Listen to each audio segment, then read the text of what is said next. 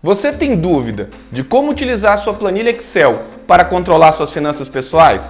Pois é, pessoal, a maioria das pessoas tem muitas dúvidas. Então, diante disso, eu resolvi fazer uma série de vídeos mostrando na prática como utilizar a sua planilha Excel. É isso, poupadores. Então estamos voltando aqui para nossa segunda aula. Relembrando aqui a nossa primeira aula, você dividiu os seus grandes grupos de despesas, criou os seus subgrupos para te permitir uma análise melhor de onde você está gastando.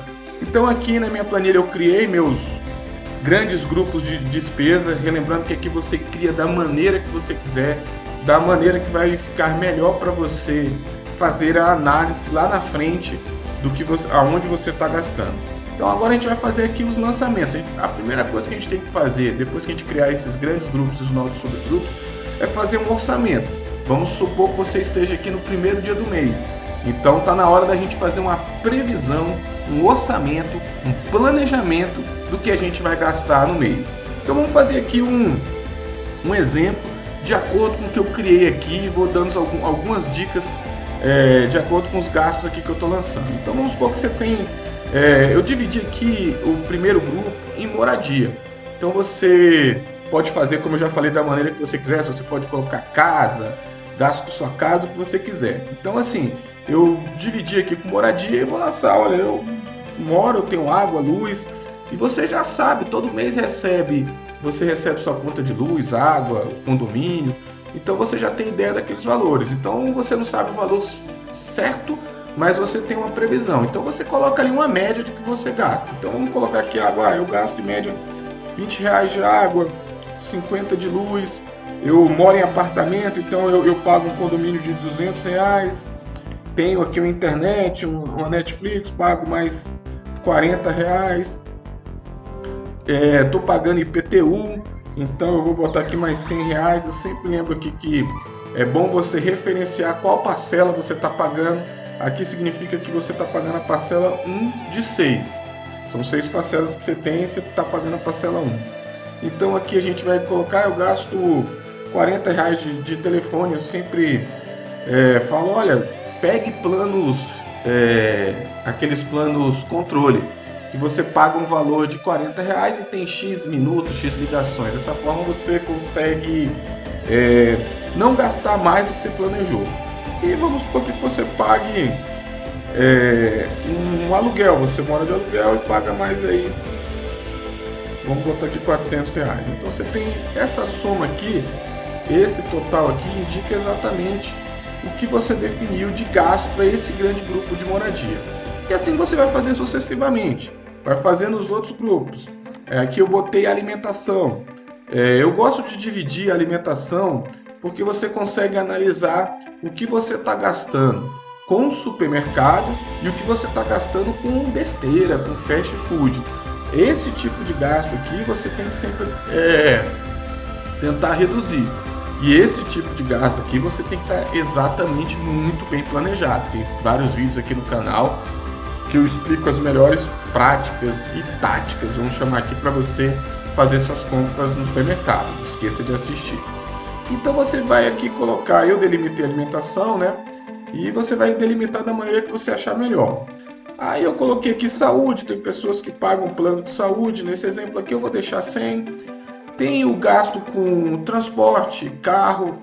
Eu coloco os gastos do carro e transporte junto, porque tem pessoas que utilizam, por exemplo, os transportes públicos, ônibus, metrô, às vezes Uber. Então, se você quiser colocar aqui Uber, você coloca. Se você utilizar Uber, você insere aqui uma linha e coloca aqui, ó, Uber. Não tem problema. Eu sempre recomendo, eu já fiz várias análises. O carro, se você tiver um transporte coletivo de uma qualidade média, vamos dizer assim, que a gente sabe a dificuldade de transporte coletivo no nosso país, eu sempre recomendo que você utilize o transporte coletivo, porque ele vai sair sempre, no final ele sai mais barato. O carro é cômodo, só que ele tem não só o gasto de combustível, você tem o PVA, tem o seguro do carro, tem o estresse, tem a chance de você bater o carro, que ainda vem um custo maior, e tem a manutenção, não é só o combustível. Então assim, eu utilizo o carro geralmente nos finais de semana. Então eu vou colocar aqui que a pessoa gasta com passagem aqui uns R$ 400 e prefere utilizar o carro nesse nosso exemplo aqui. Aqui, só lembrando novamente, aqui as prestações, se você paga uma prestação, é sempre bom você colocar aqui, porque essa prestação é uma dívida e a gente vai analisar ali, a gente vai colocar ali na próxima aula as dívidas, a gente vai fazer o seu patrimônio, tá bom? E eu dividi aqui em taxas. Aqui você pode colocar impostos e dívidas. Eu coloquei aqui taxas e dívidas. Você tem uma taxa do banco, né? Cobra aquele valor mensal. Hoje em dia tem até bancos virtuais que não cobram. Tente sempre se livrar dessa taxa. Vou colocar aqui R$10 nesse nosso exemplo. E essa pessoa tem um empréstimo aqui de R$400. Está pagando a primeira prestação. Então ele já sabe que tem esse empréstimo, já sabe que essa conta vai vir, ele já está deixando lançado aqui. Eu coloquei aqui gastos diversos, mas você pode dividir aqui em gastos com lazer, criar um grupo aqui grande e colocar aqui lazer. Você que vai definir o que você acredita que seja lazer. A mesma coisa para vestuário, você pode colocar um grande grupo de vestuário. E aqui você vai lançar que você está aprendendo. Eu vou gastar 50 com um salão, eu vou gastar 40 com o cinema, esse mês tem que comprar roupa, vou gastar mais 150 com vestuário. Enfim, você faz o planejamento que você vai ter que você está prevendo naquele mês. Eu sempre coloco aqui um grupo de investimento, educação, e por exemplo, tem pessoas que estão pagando um consórcio de uma casa, estão pagando a própria prestação da casa. Eu acho que todo mundo que está aqui assistindo a aula, as pessoas querem investir, então o investimento a gente coloca o lançamento e também o que você tiver investido vai para o patrimônio, da mesma forma que as dívidas vão, mas isso é uma aula que a gente vai fazer ali na frente. Então eu gosto de colocar educação como investimento, tá? Vamos supor que você tenha um curso que você está pagando, um inglês que você pague de R$400 e assim você vai lançando tudo que você está prevendo gastar no mês. Então a gente está fazendo aqui o orçamento do mês de outubro e aí você vai fazer exatamente isso que eu coloquei aqui. Da mesma forma você vai colocar seus créditos, tá? Suas fontes de renda.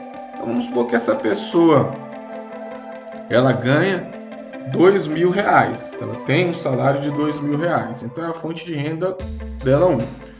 Eu coloquei aqui empréstimo, tem gente que recebe dinheiro de outras pessoas, aí não pode colocar o nome que você quiser, mas vamos supor que essa pessoa ela tem a receber mais R$500, então ela tem de renda R$2.500.